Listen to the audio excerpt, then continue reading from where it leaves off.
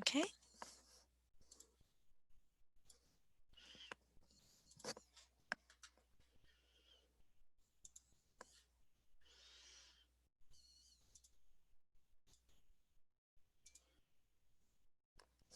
Okay, you all will notice how savvy I've gotten on this, right? Right? Compared to the start. So we're going to start here with a question. When should closeout begin? Throughout the life cycle of the project, 90 days prior to the award end date, 60 days prior, or 30 days prior. Oh, look, and closed captioning's on. Nice. What are your thoughts on that?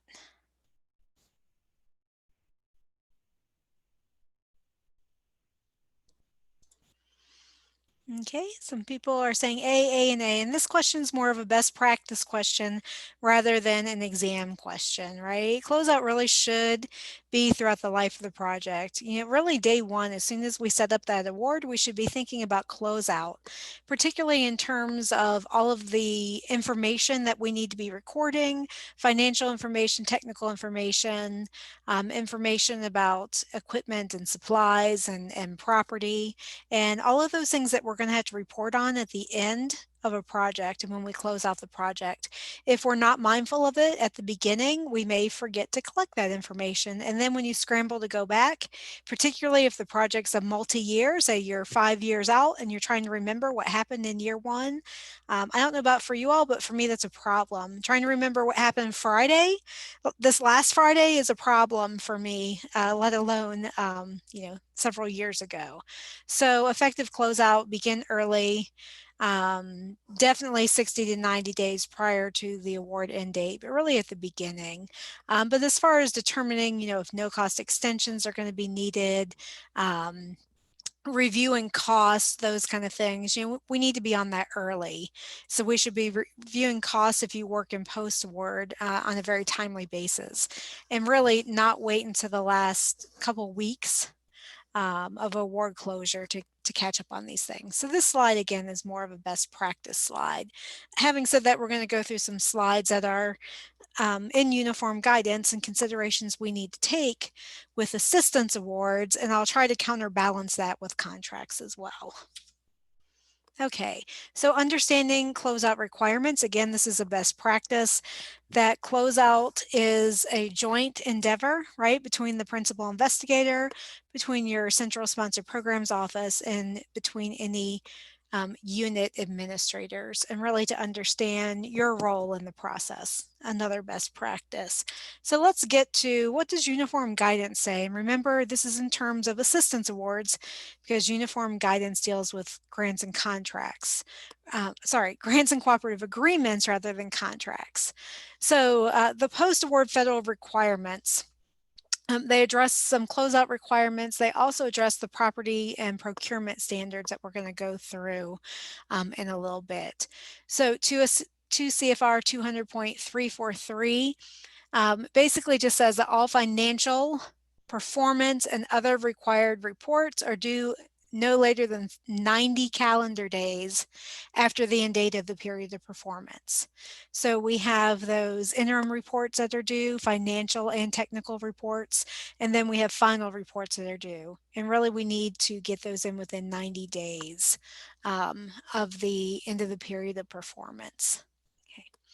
Then 0.344 talks about closeout adjustments.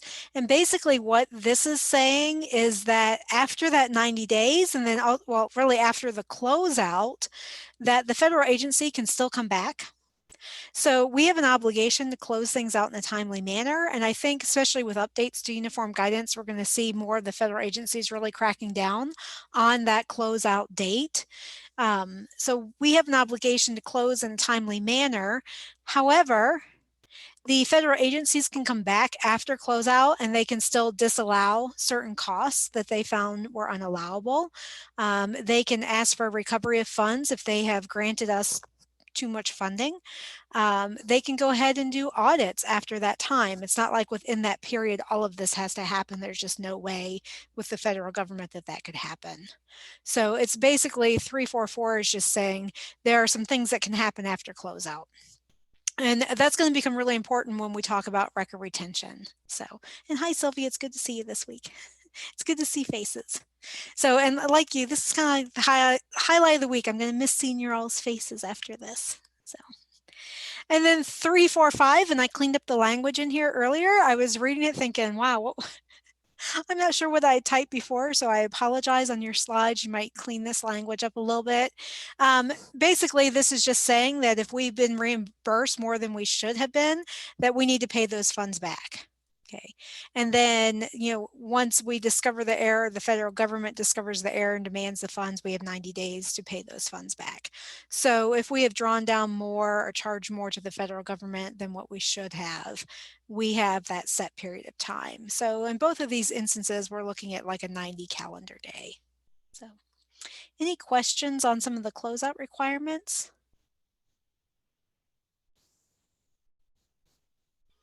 Okay.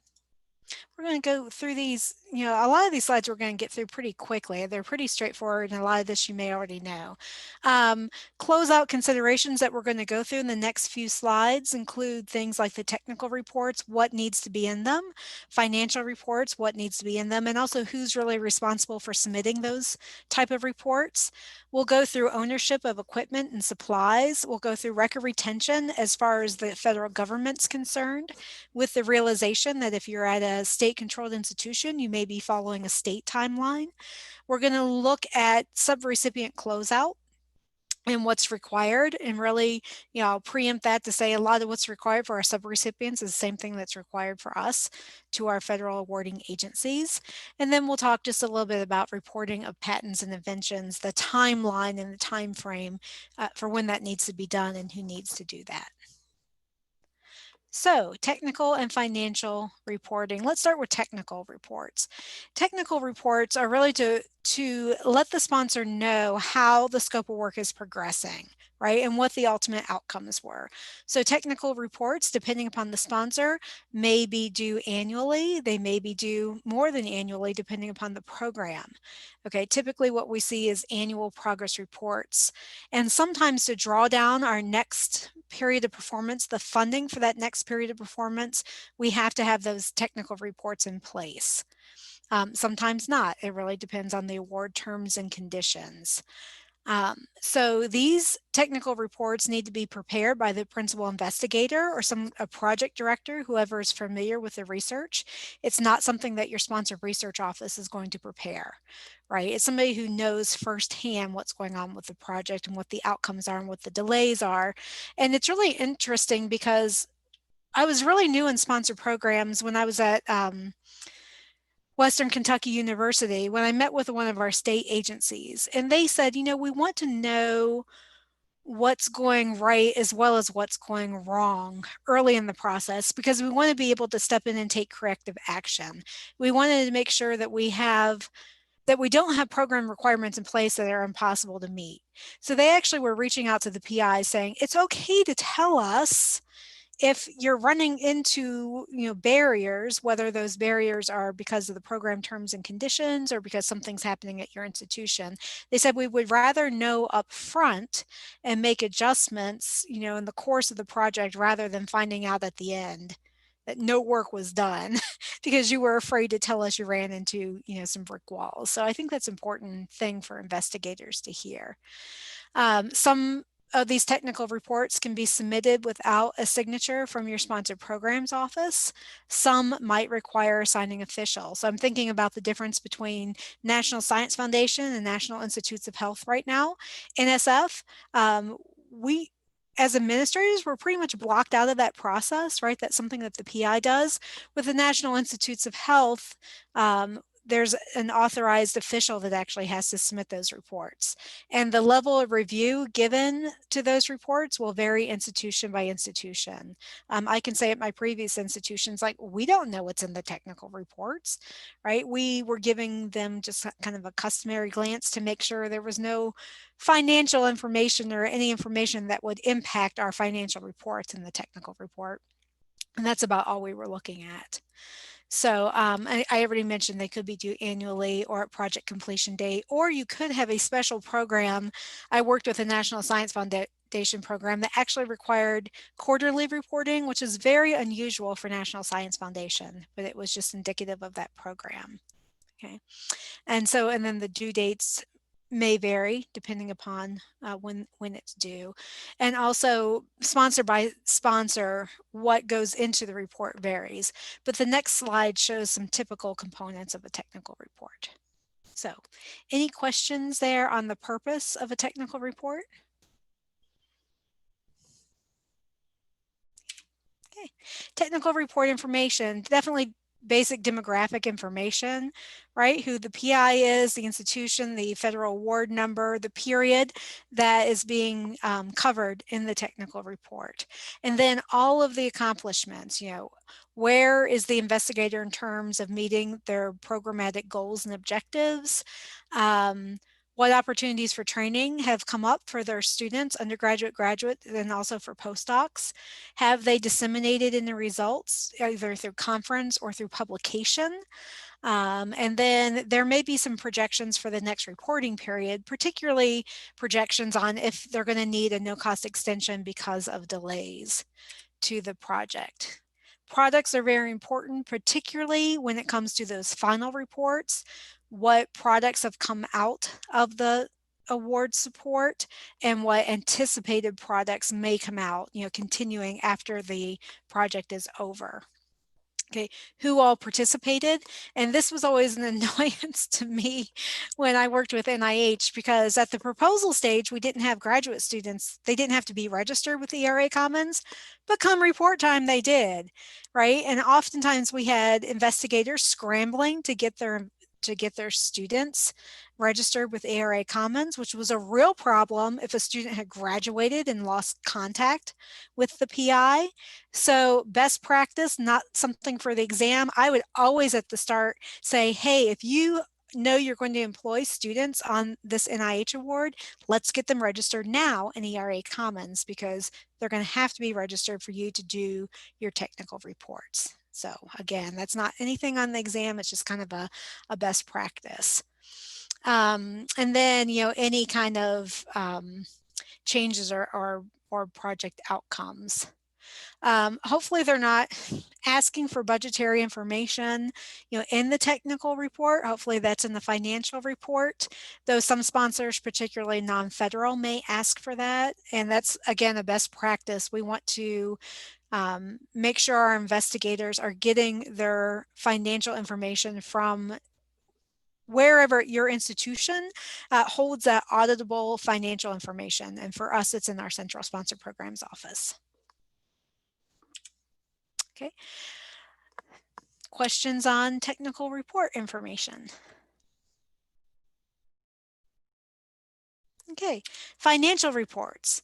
So financial reports, again, should come from whatever unit at your institution has the auditable records, right?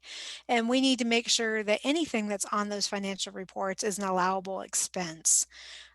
Typically, financial reports, particularly to federal agencies, must be submitted by an authorized individual, which differs from your technical reports, where it may or may not have to be submitted by an authorized individual. Okay, and you should be familiar with federal reporting template, standard form 425. At least know that the standard form 425 is the form used for that financial reporting in Closeout. This is an example of a federal financial report. So you can see some of the information on here. I also sent you just about an hour ago the full blown. So here you're only seeing a picture of part of this form. I sent you the full form along with demystifying the 425. The standard form 425 was created by the Office of Management and Budget, OMB. It was adopted by the federal awarding agencies, and it really allows that agency to ensure that the project is staying within the financial parameters of the agreement. So each agreement will require a separate 425. Some projects might get reported together. That's nothing for you to worry about unless you're somebody responsible for putting these reports together. So, but typically what's addressed in that financial report is how much money's been drawn down to date. Okay, what the funds were used for, remaining balances at the end of that project report. And it may require some submission of backup documentation. So, but it has basic demographic information in it, just the way that technical report did. Who was the PI, who was the award made to, that kind of demographic information, and then it goes on to the financial information. And the frequency of reporting is going to vary award to award, right? So, questions on the federal financial report? Okay, this is just a link if you want to go out and peek at some of the different post-award reporting forms that are on grants.gov. There's quite a few of them out there, right? So, not that you have to know all these for the exam, but I'm, just if folks were curious. So, anything on reporting in general before we move to ownership of equipment and of supplies? I should mention, as always, just like with pre-award, always make sure that you have the most up-to-date forms and guidance. Same thing, the most up-to-date forms for post-award should be here on grants.gov. Okay, ownership. Ownership. What does uniform guidance say about ownership? And again, remember, this is for assistance awards. This may be completely different for contracts. In fact, in contracts, it could be that the agency owns everything, right? That the title vests with the sponsoring organization, because a lot of times the contract is a work for hire. Remember, with a contract, they're purchasing something. They're purchasing a service. And so it could be considered a work for hire. So the sponsoring agency in that case may have ownership. But when we're talking about assistance awards, grants and cooperative agreements, typically for both supplies and equipment, the title vests with us, the non-federal entity or the awardee, unless it's otherwise specified in the terms and conditions of the award. So equipment should be used for the program in which it's acquired. Okay, that's good. Some of the things, I see on here and I'm like, duh, right? That one seems kind of like a no-brainer, but you should be using it for what it's required. The one that was really interesting to me that I found out years ago was that even during the project, uniform guidance says equipment should be available for use on other projects. And when the project ends, the federal government would like that equipment to be available for use for other projects. And this I found out because I had an investigator at my former institution basically say, this is my equipment, I bought it on my award, and no, other units cannot use it. And, we had to point back to uniform guidance to say, well, actually, they can. However, if it was something that was impeding the progress of that PI, then, we would have to take that into consideration. We can't just open this equipment up willy-nilly for anybody to use, and all of a sudden the investigator can't get their funded project done. That wasn't the case. It was just this investigator didn't want anybody else playing with his toys in his sandbox. And so we had to point to uniform guidance, and yeah, nothing much changed. But anyway, it's interesting that uniform guidance does say that. And then when no longer needed, again, that equipment should be used in other federally supported activities. So during the project and after the project, it should be available for use. Again, there are times when the feds may say, that they're going to retain title and move that equipment to another project. I had a colleague who had some deep freezers that they bought on NIH support, and it was in the award terms and conditions that NIH would retain title. And actually at the end of the project, NIH came, well, they didn't physically show up, but NIH had the deep freezers transferred to another institution where they were supporting some other work. So always read the terms and conditions. Again, same thing for supplies, title vests with the non-federal entity. And the interesting thing here is, as we're not supposed to buy a bunch of supplies at the end of our awards. That's a red flag for our auditor. We're not supposed to stockpile. And if we do, and all of a sudden we find ourselves having this residual inventory, we actually are supposed to reimburse the federal government for that. So it's something that's not going to happen anyway, because we're not going to allow all that excess spending on our awards. Okay. Any questions on ownership? There's a little bit on the next slide. Okay, and then Terry, some parts of the report are available in the public domain. Are you talking, I'm sorry, Teresa. Teresa, was that for the technical reports? Is that what you were referring to? Yes. Yes. Some parts are available, just like some parts of the proposal, right? That's why they ask them, yes, to write things in layman's terms, because of the fact that that information in the transparency of where taxpayers' federal dollars are being spent, that information is out there, and so it should be written in layman's terms. And so it's interesting there. You say you have to be careful about being political or non-political, as the case may be, bipartisan, right? So. Okay, and then a little bit more just about equipment management. Property records are required to be maintained, and the physical inventory is supposed to be taken every 2 years. And so hopefully you have a procurement office or property management office. At CSU we have property management that resides under our business and financial services that should be taking that inventory. Okay, equipment that has a current fair market value of $5,000 or less after the end of the project could be retained, sold, or otherwise disposed of. Okay. Or we may elect to transfer that title back to the federal government or to a non-federal entity. So again, that title vests with us, and typically if it's not in the award terms and conditions that says otherwise, then we're free to do with that equipment whatever we want to do with that equipment. Okay. So the thing probably to take home here is that physical inventory must be taken every 2 years. Oops, sorry about that. Okay. So now any questions on equipment? Okay. What about record retention? So when you look at the slides on record retention, remember this is from the federal government's perspective. You may have different retention records at your institution, and if you're a state institution, the state may have different record retention. So we're talking about for the federal government, and so that's what you need to know for the exam, for the purposes of the exam. And by and large, most everything is about 3 years, 3 years from some kind of endpoint. So your financial records and supporting documentation are required to be retained for 3 years from the date of submission of the final expenditure report. So that's something you should know for the exam. For renewal awards, the documents should be retained 3 years from date of submission of that financial report that then allows you to open up that next period of funding.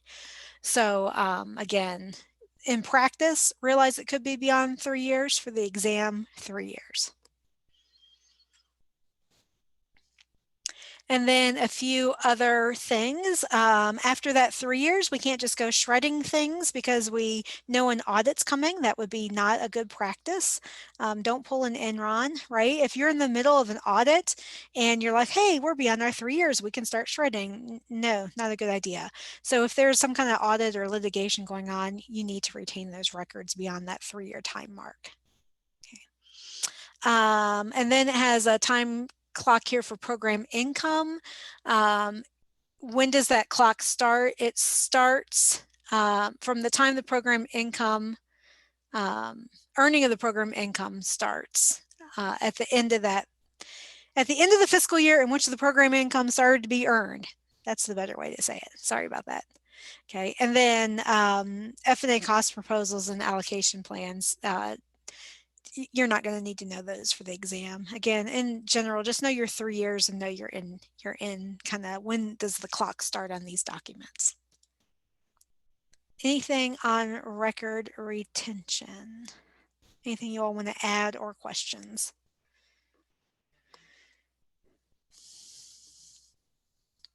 Okay, invention reporting. So invention reporting is something that our investigators need to do, and sometimes it's through an institution conduit. So at CSU, it's our ventures office actually uses iEdison for reporting.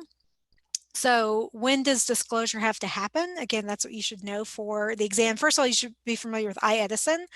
iEdison is an electronic system for grantees and contractors to report inventions that have come out of federally funded projects. Okay. Disclosure to the federal government about inventions should occur within 2 months after disclosure to the institution. So the investigator has an obligation to disclose to the institution, and then once they do, the institution turns around and has an obligation to report to the federal government. Okay. We have 2 years to elect title within disclosure to the federal agency. Okay, and then you have filing a patent application within 1 year. So just some of the kind of timestamps around disclosure requirements. And you know, this really all goes back to Bayh-Dole. And I think I shared with you that there's a webinar coming up on the anniversary of Bayh-Dole is coming up. And really, you know, Bayh-Dole really opened it up, and some people would say gave the institutions an obligation to move products that result from taxpayer monies out into the public domain. So where before they were being held by the federal government, they weren't going anywhere, federal government through Bayh-Dole said, hey, let's give this ownership, let's let this reside with these institutions and let them pursue patents and trademarks and such, and pushing this information out into the public domain. Any questions on disclosure requirements on that time frame?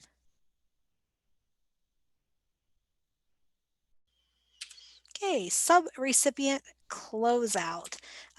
Same information is required for our subrecipients to be incorporated right into our final project reports. So we may back up that time frame for when we want things due from our subrecipients. That way we can get our final reports to the federal agencies. And with the changes in uniform guidance, we're going to see some of that language around there about backing up information when it's due from our subrecipients to make sure we get reports and get information into the federal government on time and close things out in a timely manner.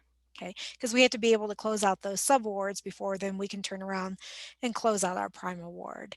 So the same thing, the technical reports, the fiscal reports, equipment reports, patents, you know, we do ask in the closeout process, you know, have you created any products or anticipate any product creations? So same thing that you saw in the slides above that we're responsible for, our subrecipients are responsible as well. Okay. In terms of audit, though, audit requirements. Okay. The audit requirements are listed in 200.500 through 521. And what the audit requirements say is that non-federal entities, us, federal awardees, right? When we expend $750,000 or more in federal awards during our fiscal year, okay, and remember by uniform guidance, we have to define our fiscal year, and by cost accounting standards, we have to define our fiscal year, that we have to have a single or a program specific audit. Okay. For many of our institutions, we do have that single audit. We used to call it the A133 audit. Now it's kind of the UG audit. And the scope of the audit, you don't need to know the whole scope of the audit. What you need to know is at that threshold that you have to have an audit, right? The audit should be annual. If you're an institution that has a biannual audit, not biannual, that would be twice a year. If you're only auditing once every 2 years, your audit has to include both of those years. Okay. And then a program specific audit is if the awardee entity, the non-federal entity, only expends federal awards maybe under one large program that supports their end. And that's typically for, you know, not for, you're not going to see that in a Research One institution where they're just having, they're under one program. You might see that at a particular research lab or say a predominantly undergraduate institution. But even with that, a lot of PUIs have a very diverse portfolio. They're just not getting as large of awards. So, Sylvia, I assume you all are not under just one federal program, that you all get quite a few awards. Yes, yeah, we definitely do. And our single audit actually falls underneath the state. So okay, yep. Utah does a single audit and we're included in that audit. Yes, and CSU is as well, right? Where we are included in the state audit as well. So that way people at CSU didn't know that we are. So sometimes we're actually waiting for get that audit information because we're waiting on that state audit to close out and to get that information. And then we have to kind of weed through it of like where we fall with all the other Colorado state institutions. So if y'all look back on that by Dole, I just saw the reference on my calendar. So I'll look back and I'll send that out. Great, thanks. Yeah, sure. I have to write myself a note because, you know, because I do. Let me do that right now. Okay, I got it. Okay. Anything else on that? Again, biennial, not biannual. Biennial audits should include both years. Okay. Let's see. Okay. Oh, wow, we're at the end. Sheesh. I told you all we would go quickly through this information today. There just wasn't a whole lot other than some of these dates. Sorry, I'm trying to move pictures out of the way so I can see stuff. Really, that's it. We're at the end of like everything you need to know for the CRA, and maybe then some, because we did cover some best practices. So we can go through the questions, the true false questions. And again, I'm going to send out some information afterwards and include the additional questions that you all submitted for homework. So thank you for doing that for people who were able. I know not everybody's able, so that's fine. Luckily, I'm an easy teacher. Okay. Okay, which of the following is true of technical reports? All technical reports must be submitted by a signing official. The technical report provides agency information about the progress of the project. All programs require technical reports to be submitted annually, and all technical reports include financial information. I'm seeing lots of B's. Yay, B, correct. Hopefully technical reports aren't including a lot of financial information. Which of the following is true of federal financial reports? All expenses must be allowable. Reports should be submitted by the investigator. They should be submitted through iEdison, and financial reporting is not required for non-research projects. Okay, A, yes, all expenses need to be allowable, right? And hopefully these reports aren't coming from the investigator, and that the agencies are requiring them from a signing official. iEdison is where we report inventions, not financial reports. Okay, and it doesn't matter if the project is research or public service or instruction, right? The financial reporting is still required. When are final financial reports due to the agency? No later than 90 days after period of performance end date, within a year of submission of final financial report, 30 days prior to the end date, 60 days prior to the end date. And I'm seeing lots of 90 days after period of performance. Can you imagine prior? Like what would be the point where you're not finished yet? So yes, the answer there is A. Which of the following is true regarding equipment ownership? The title vests with the federal agency.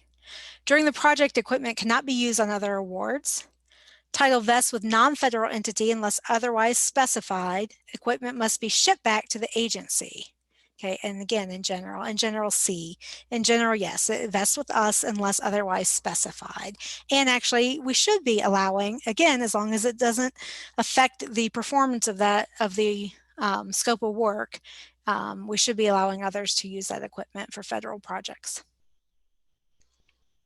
Which is true regarding equipment management.